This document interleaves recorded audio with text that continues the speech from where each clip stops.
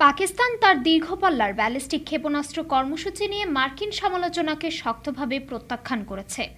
২১ December পাকিস্তানের পররাষ্ট্র মন্ত্রণালয়ের মুখপাত্র মুমতাজ জাহরা বালোচ এক বিবৃতিতে বলেন, পাকিস্তানের ক্ষেপণাস্ত্র সক্ষমতা ও সরবরাহের মাধ্যমে উত্থাপিত কথিত হুমকি সম্পর্কে মার্কিন মন্তব্য দুর্ভাগ্যজনক।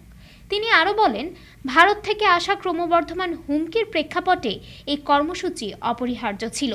পাকিস্তান পররাষ্ট্র মন্ত্রণালয় মার্কিন অভিযোগকে অযৌক্তিক ও ঐতিহাসিক প্রেক্ষাপটবিহীন বলে অভিহিত করেছে এবং দেশের বিশ্বাসযোগ্য ন্যূনতম প্রতিরোধ কৌশলের অধীনে ক্ষেপণাস্ত্র সক্ষমতা উন্নয়নের প্রতিশ্রুতি পুনর্ব্যক্ত করেছে।